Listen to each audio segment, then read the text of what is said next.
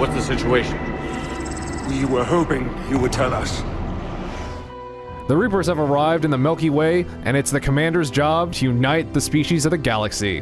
What determines Shepard's success and outcome is the Galaxy at War system. The two components of this system are war assets and galactic readiness. In Mass Effect 3, you'll gain war assets as you complete missions, side quests, and scan planets. Your choices will often determine what war assets you receive, or if you gain any assets at all. Let's look at the Galaxy at War screen. On the top is your war assets you've collected. Below this is your military strength, which is the sum of all your war assets. Below that is your readiness ranking, which is the percentage of your war assets that you keep. For example, if you have 930 in your total military strength and 50% readiness rating, your effective military strength is halved to 465. For the best ending in the game, your EMS needs to be 3000 and 4000 for a special bonus scene. That means if you don't play multiplayer, you'll need between 6,000 and 8,000 war assets. Your readiness rating can be raised by engaging in multiplayer, playing through Mass Effect Infiltrator, or using the Mass Effect datapad for iOS. Each time you complete a full 10-round match in a specific map, you'll gain 8% readiness in that sector. You even get a consolation of 2% readiness if you fail after Wave 5. However, if you choose Unknown Location, you'll gain 3% readiness in all locations. That means you'll need roughly 17 matches for 100%. With an average galactic readiness rating at 100%, you'll gain the full power of each war asset. You'll need to keep up at it though, as your readiness will drop by 1% daily. It's to your benefit to wait on multiplayer until the end of the single-player campaign. So wait, are there enough war assets in the standalone single-player to reach 8,000? Even after making all the right choices and scanning every planet, the answer may be no. Some war assets could be locked out. It all depends on the choices your Shepard made in the past two adventures. Spoilers ahoy!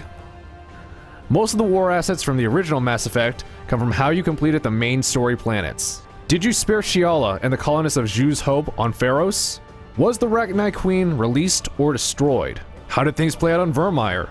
Did you make it in time to save Captain Kirhi and his men?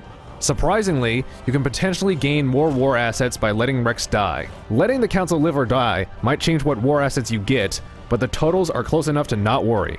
Even seemingly out-of-the-way quests can have a factor. Completing the DLC, Bringing Down the Sky as a Paragon, might provide a small bonus. Something as simple as helping out the sisters Rita and Jenna back on the Citadel might come into play. Even the tedious task of scanning planets for Asari writings may give you a small boost.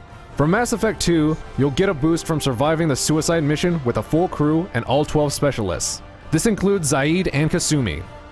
This of course also means gaining war assets from the Normandy's major upgrades and the overflow of probed resources. However, it isn't just about survival. Sometimes you'll need loyalty or have to make careful choices during these missions. You'll need the loyalty of Grunt, Zaid, and Kasumi if you want to guarantee their support on the war effort. Kelly Chambers might provide some connections. You know, as long as she didn't become Collector Hamburger Helper. You'll want to side with Samara during her loyalty mission and ensure the death of Ardok Yakshi Morinth. If you heeded our previous advice and slayed Rex, you should in turn destroy Malin's work on the Genophage cure. However, preserve a copy if Rex is still leading the Urdnot clans. You can also get a small gain from completing the Overlord DLC with Paragon choices. Also in the second Mass Effect, two of the biggest sources of war assets come from preventing Tali's expulsion from the Quarian fleet and ordering Legion to destroy the Geth heretics. You don't need to do both. Keep in mind that finishing both Tali and Legion's loyalty missions will cause a confrontation. Settling the argument immediately with a Paragon or Renegade choice can help prevent future conflicts.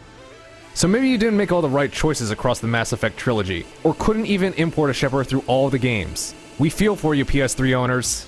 In that case, multiplayer may be your only option. For those that embarked across all three games, you might be able to say no to online human interaction. Just be ready to say yes to scanning every system and fleeing Blinky, Pinky, Inky, and Clyde when the foghorn sounds.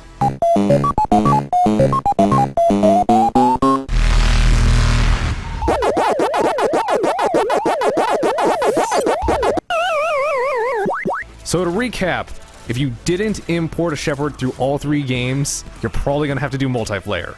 But if you did import a Shepard through all three games, you don't have to do multiplayer. You can just do every side quest and scan every planet. So that's been our guide to the Galaxy at War system. For more Mass Effect 3, check out our walkthrough.